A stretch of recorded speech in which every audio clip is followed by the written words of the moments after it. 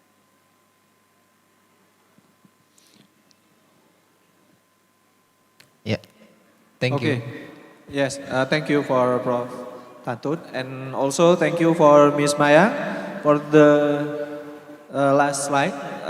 Actually, don't go anywhere. After this last slide, we would like to give this door prize, okay?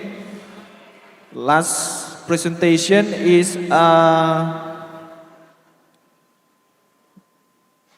we entitled the effect of walking exercise program for reducing fatigue in cancer patient undergoing medical treatment. Miss Wahyu Dewi Sulistiorini. Miss Wahyu? Yes. Can you hear me? Yes. Hello?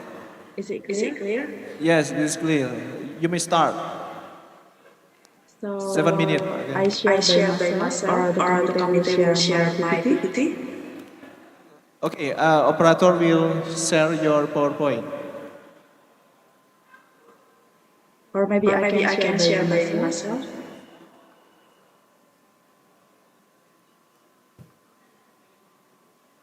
So? Okay. Yes. You may start.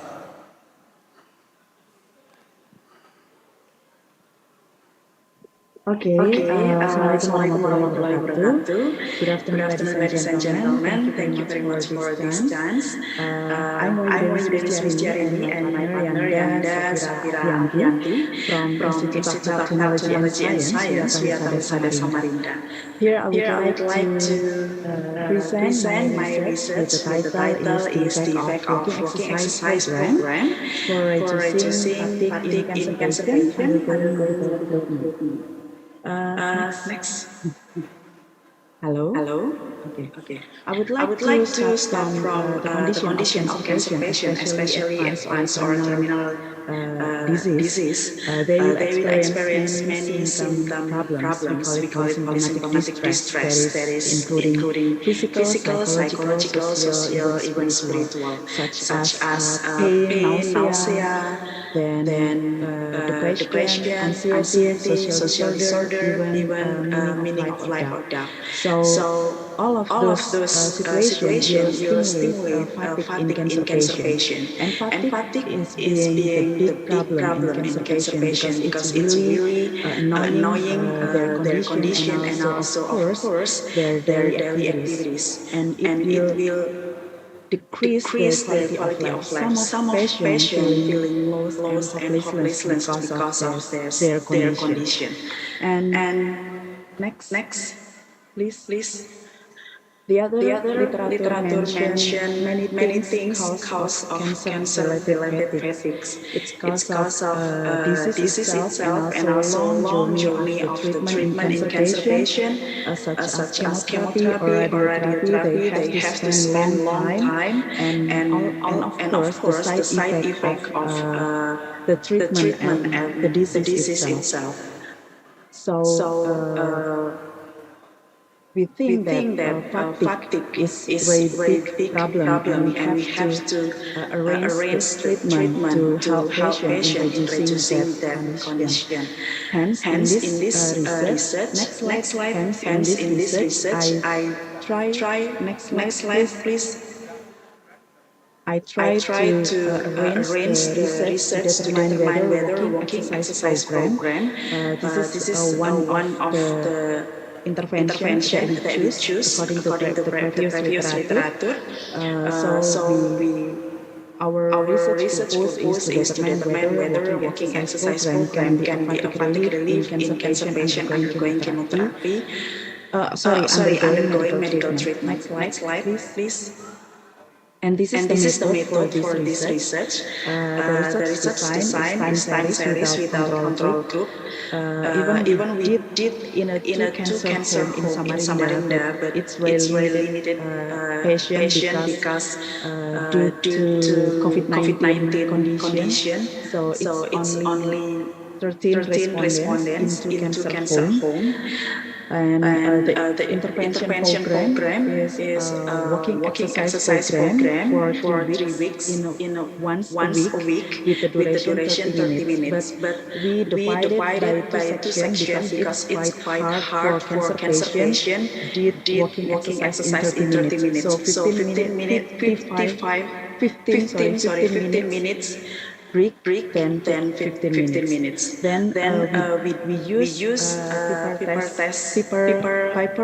fatigue scale Indonesian version that consists of Sorry, 1 minute 25 left. items with the Kronba alpha 0.9 and the Yes. sample size. Then next, please. This is the procedure of the intervention, like I mentioned before, because we did time series, so we did pre-test, post-test in each week. Next, please.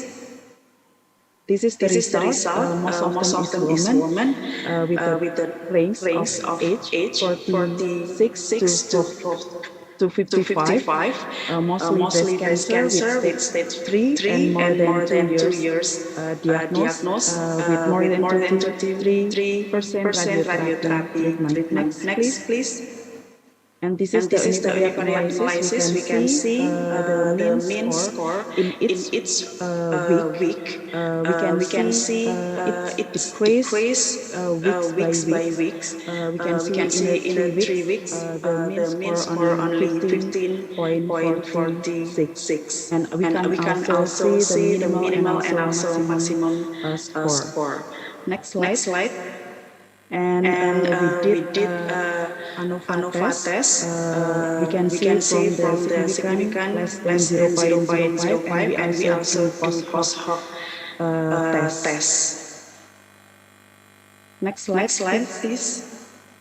So we see from the previous literature mentioned that walking exercise program help in elevating cancer-related adverse effect, especially fatigue, and it has a beneficial effect on the whole body and also cardiovascular health, and it seems to show cancer progression. And in the previous literature mentioned that WEP can be a metabolic regulation, insulin-stimulated glucose absorption, fat, and fat oxidation. And through this insulin mechanism, it can boost muscle glucose absorption to improving metabolism, raising hemoglobin, and also cardiac output, and increase oxygen flow. So it will increase functional capacity during treatment. And we can conclude that walking exercise program decreasing fatigue and improving tolerance of physical therapy. Okay, thank you very much for the chance. And Assalamualaikum warahmatullahi wabarakatuh. Waalaikumsalam warahmatullahi wabarakatuh. Okay, for Prof. Tantut, last comment. Okay. Okay, thank you, Ms. Wahyu. Okay. Do you have some experience why you choose just per week just one time and during 6 weeks? Any kind of in vivo examine that you do in this, your research? Yes. Thank you, Prof. Tantut, for the comment. Actually, I arranged this program because of some of literature in the previous paper that mentioned 30 minutes for walking exercise in a cancer patient will affect and help them to reduce fatigue. And I also see the condition, the real condition of patients. Some of them feel difficulties to do that exercise because some of patients has on stage 3 even 4. So we only did once a week in a Saturday, and it's like regularly meeting for patient and family. So we did this program. Maybe there are some limitation, but we will try to improve in the next research, including how to do analyze data for this condition for cancer patient. Okay, thank you. Maybe you can describe some study, what is the process during per week about the cell oxygenation in the patient with cancer. What is the progress? So it's more better. Okay, Professor. So maybe more detailed finding. Yes. Like not only that result, but we can see like oxygen flow and maybe tolerance of activity, something like that, Professor. Yes. Okay, it's more better. Okay. Thank you very much. Yes, thank you for Miss Wulan from Itkes Widya Husada Samarinda. Well, this is good. Give a applause for Miss Mayang. As I told you before that I have to door prize for the best question from the audience. This is the name that will got these books. Jang, jang, jang, jang, jang. The first is Safira and Riza. Okay. And the second is Riza. You can come to the stage. Okay, you can come to the stage. And also, I will invite Mr. Alfitri Afandi as editor-in-chief technology. Journal Health and Technology as representative from KSD Production. Okay, can give this door prize to the audience, the best question for this audience. And also, thank you for Prof. Tantut. Yes, okay.